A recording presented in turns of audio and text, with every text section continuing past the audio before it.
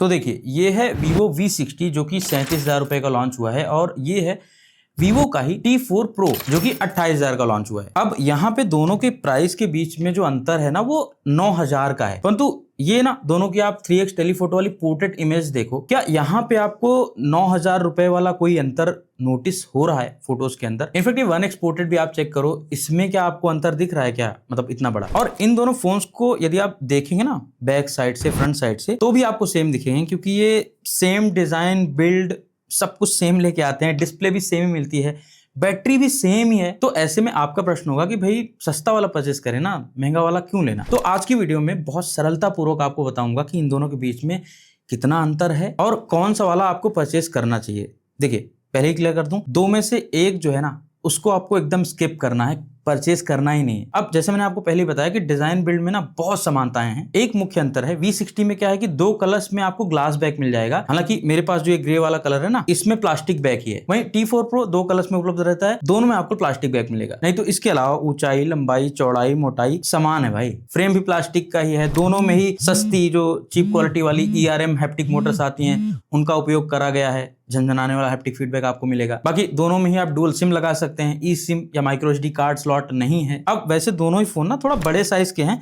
But एक बात बहुत अच्छी लगी दोनों में कि IP68+69 की रेटिंग है, तो वाटर एंड डस्ट प्रोटेक्शन ना भाई वो स्ट्रांग है, मजबूत है इनकी। अच्छा एक बात और सेम है, दोनों में जो डिस्प्ले है ना 6.77 इंचेस की 120 hertz full HD plus resolution वाली क्वाड कर्व्ड एमोलेड डिस्प्ले है, तो चारों साइड से थोड़ा सा कर्व आपको देखने को मिलेगा। यहाँ पे बेजल्स आपको बहुत ज्यादा नोटिस नहीं होंगे। इनफैक्ट जो पीक ब्राइटनेस SBM ब्राइटनेस है ना वो भी सेम ही है, और आउटडोर्स में हमने धूप में टेस्ट किया है इनको, अच्छा खासा ब्राइट रहती है डिस्प्ले। और हाई फ्रीक्वेंसी PWM डिमिंग भी है, तो रात के टाइम पे लो ब्राइटनेस पे यूज करने पे भी आंखें आपकी थकेंगी नहीं जल्दी। हालांकि रात के समय पे फोन का उपयोग बहुत ज्यादा करना नहीं चाहिए। तो भाई डिस्प्ले में भी ऐसे कोई अंतर नहीं है, प्रोटेक्शन भी सेम मिलती है। दोनों में हमने बहुत सारी वीडियोस चेक करी, कलर्स बहुत सिमिलर मिलते हैं। यूट्यूब पे भी 4K 60 FPS HDR content playback का सपोर्ट मिलता है। अच्छी बात यह है कि नेटफ्लिक्स में भी आप HDR10 कंटेंट को देख सकते हैं, और मीडिया व्यूइंग के हिसाब से देखते हैं ना तो दोनों फोन मुझे ठीक लगे। हालांकि 1.5K रेजोल्यूशन हो सकता था लाइक V60 में, क्योंकि वो काफी महंगा है, परंतु दोनों में फुल HD प्लस ही है। बट ओवरऑल डिस्प्ले क्वालिटी मुझे ठीक लगी, कलर्स एंड शार्पनेस अच्छी है। बाकी दोनों में डुअल स्पीकर्स हैं, लाउडनेस ठीक है, और साउंड क्वालिटी से भी मुझे ऐसे कोई दिक्कत नहीं लगी। ओवरऑल ट्रेबल थोड़ा सा कम लगा, बट काम चल जाता है। परंतु एक स्थान है जहां पे इन दोनों फोन्स में ना काम नहीं चलता है भाई, क्योंकि देखो दोनों ही फोन्स में स्नैपड्रैगन 7 Gen 4 चिपसेट दिया गया है, ये नया चिपसेट। परंतु वीवो ने जो इसके साथ रैम और स्टोरेज का कॉम्बिनेशन दिया है ना ये बहुत पुराना है और कमजोर है। दोनों में UFS 2.2 स्टोरेज है जो कि आज के समय पे स्लो फील होती है, और साथ में LPDDR4X रैम है। हालांकि एक बात मुझे थोड़ा सा आश्चर्यचकित करने वाली लगी, जितने भी हमने बेंचमार्क टेस्ट रन किए ना, चाहे Antutu की बात कर लें, चाहे हम Geekbench की बात करें, चाहे हम disk read and write speed की बात करें, या फिर 3D मार्क टेस्ट किया हमने, यहाँ पे हर स्थान पे ना Vivo T4 Pro जो सस्ता वाला है ये आगे रहा। हाँ यहाँ पे अंतर बहुत बड़ा नहीं होता था, बट ये आगे रहा। परंतु एक बात यहाँ पे एकदम साफ कर देना चाहता हूँ, ये दोनों ही फोन्स को हमने यूज किया हुआ है। अभी भी V60 में मेरी दोनों सिम पड़ी हुई हैं, एज अ प्राइमरी यूज कर रहा हूँ, 15 दिन हो चुके हैं लगभग। दोनों ही फोन्स भाई लैग करते हैं नॉर्मल यूसेज में, लाइक एक साथ आपने 2-3 ऐप्स खोल लिए जल्दी जल्दी, तो वहां पे अच्छा खासा लैग नोटिस होगा। कई बार होता नहीं कि बच्चे हैं, आपको जल्दी से कैमरा ओपन करके फोटो या वीडियो क्लिक करनी रहती है,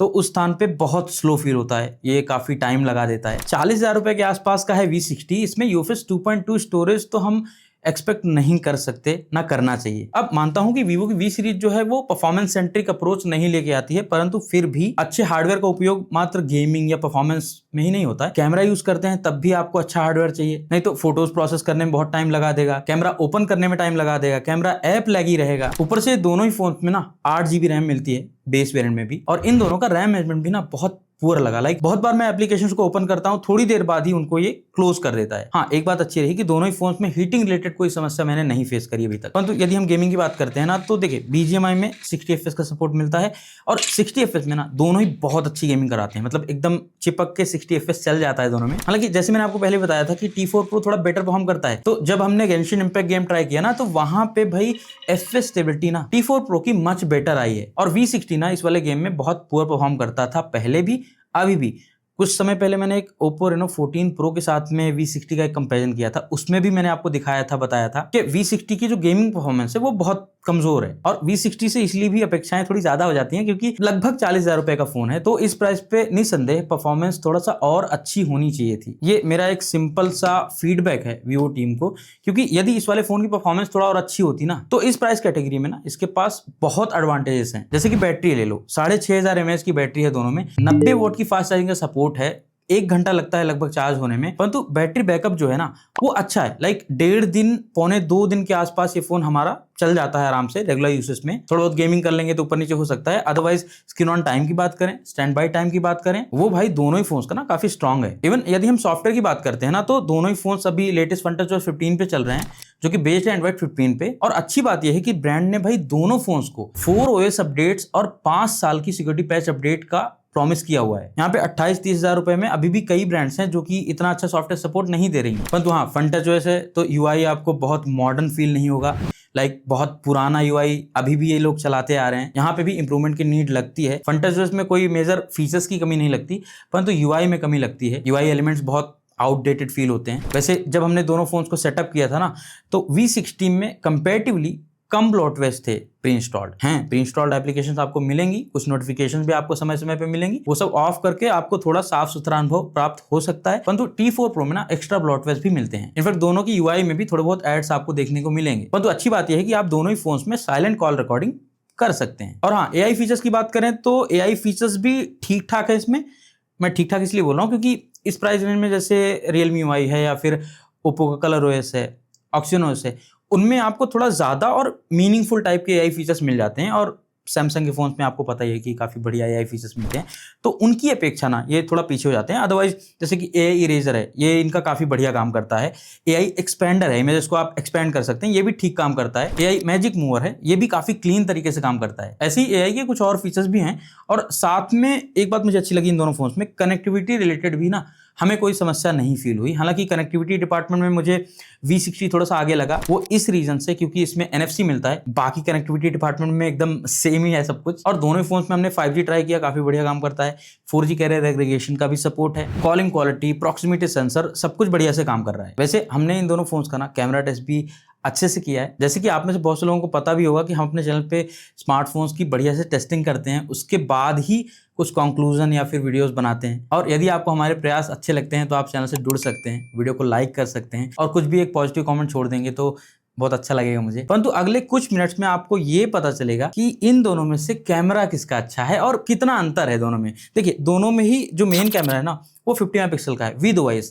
यहाँ पे एक बड़ा चेंज है, जो V60 है महंगा वाला, इसमें जो मेन कैमरा है ना 50 मेगापिक्सल का, ये काफी पुराना कैमरा सेंसर है, सोनी का IMX766। इसकी तुलना में T4 Pro के अंदर मेन कैमरा नया लगाया गया है। हालांकि दोनों में ही 50 मेगापिक्सल का ही 3x टेलीफोटो कैमरा है और V60 में है अल्ट्रा वाइड कैमरा और T4 Pro में अल्ट्रा वाइड मिसिंग है। जी हाँ, यहाँ पे आपको तीसरा कैमरा जो दिख रहा है ना ये यूजलेस टाइप का 2x बोके कैमरा है। और सेल्फी कैमरा भी V60 में 50 मेगापिक्सल का है और T4 Pro में 32 मेगापिक्सल का। अच्छा, यहाँ पे एक छोटी चीज मैं एक्सप्लेन करने वाला हूँ। V60 में जो 3x कैमरा है ना इसको वीवो टेलीफोटो कैमरा बोल रहा है, परंतु T4 Pro में जो 3x कैमरा है इसको बोल रहा है पेरिस्कोप कैमरा। अब मैंने इन दोनों ही फोन्स के प्रोडक्ट पेज पे चेक किया और जो इन्होंने ग्राफिकल रिप्रेजेंटेशन दिखाया ना उससे साफ पता चला है कि दोनों में ही ट्रेडिशनल जो L shaped periscope camera use किया जाता है ना महंगे फोन्स में, वो नहीं यूज किया गया है। दोनों की ये जो ऑफिशियल इमेजेस हैं इनके आधार पे देखते हैं तो ये M शेप्ड पेरिस्कोप कैमरा है। हालांकि मैंने ये भी देखा है कि इस वाले शेप को बहुत सी ब्रांड पेरिस्कोप बोलती हैं, बहुत सी ब्रांड टेलीफोटो बोलती हैं। जैसे कि वीवो ने X200 FE लॉन्च किया था, उसमें भी यही कैमरा लगा था, उसको इन्होंने पेरिस्कोप कैमरा बोला था। और ओप्पो की रेनो 14 सीरीज में भी यही ग्राफिक दिखे थे, परंतु उसको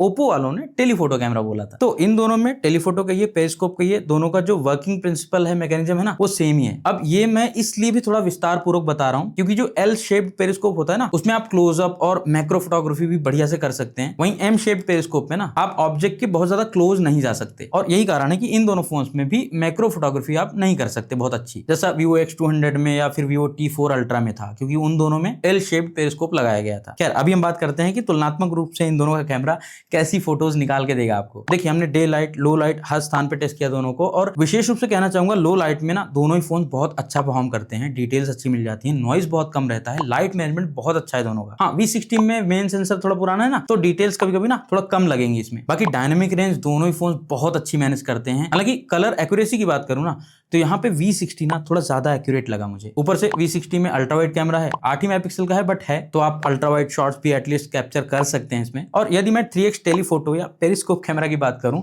तो यहाँ पे भी डिटेल्स बड़ी सिमिलर लगी हमें। देखिए, जब आप पोर्ट्रेट मोड में इमेज क्लिक करेंगे ना, तो फोकल लेंथ का डिफरेंस है 1x में भी और 3x में भी। इनफैक्ट दोनों में आपको 5 फोकल लेंथ का विकल्प मिलता है पोर्ट्रेट मोड में। और नॉर्मली देखते हैं तो दोनों में ही आप अच्छी पोर्ट्रेट इमेज कैप्चर कर सकते हैं, दिन में भी और रात में भी। इनफैक्ट मेन कैमरा से भी पोर्ट्रेट इमेज जो आप क्लिक करेंगे ना, वो भी आपको ठीक लगेंगी। कुछ कंडीशन मैंने पाया कि T4 Pro का कैमरा ना थोड़ा सा ज्यादा ब्राइट करने के चक्कर में पड़ जाता है स्किन को, और इस चक्कर में ओवरऑल सीन को भी थोड़ा ब्राइट कर देता है। और फ्रंट कैमरा में भी V60 की इमेज में ना आपको डिटेल्स ज्यादा मिलेंगी जब आप जूम करेंगे तो। बाकी अलग अलग लाइटिंग में दिन में रात में हमने टेस्ट किया, skin tones and dynamic range में कोई मेजर अंतर हमें नहीं नोटिस हुआ। कहने का अर्थ है कि दोनों का फ्रंट कैमरा भी डिसेंट परफॉर्म करता है, परंतु हाँ, वैसे देखते हैं तो V60 बेटर परफॉर्म करता है, क्योंकि T4 Pro 28 mm की फोकल लेंथ के साथ आता है, तो ये काफी जूम्ड इन रहता है। और ये चीज ना तब और नेगेटिव लगती है जब हम वीडियो शूट करते हैं। देखो, दोनों में ही फ्रंट कैमरा भी 4K 30 fps तक वीडियो रिकॉर्ड कर सकता है। चलते हुए वीडियोस बनाएंगे तो यहाँ पे स्टेबिलिटी आपको दोनों में अच्छी नहीं मिलेगी। बाकी मेन कैमरा वीडियोस की बात करें तो एक बात अच्छी लगी, यहाँ पे स्टेबिलिटी आपको ठीक ठाक मिल जाती है 4K 30 fps में भी। कलर्स काफी अच्छे मैनेज कर रहा है, डायनेमिक रेंज भी इसकी काफी अच्छी है। हालांकि वीडियो रिकॉर्डिंग के दौरान आप 1x एंड 3x में स्विच नहीं कर सकते हैं। बाकी 3x कैमरा से भी आप 4K 30 fps तक वीडियो रिकॉर्ड कर सकते हैं। तो कैमरा टेस्ट करने के बाद हमको ये समझ में आया कि Vivo V60 के पास कुछ एडवांटेजेस हैं, जिनमें से एक अल्ट्रा वाइड है, एक बेटर फ्रंट कैमरा है। और जो मेन अंतर है ना, वो है कि भाई V60 जायस कोलैबोरेशन के साथ आता है,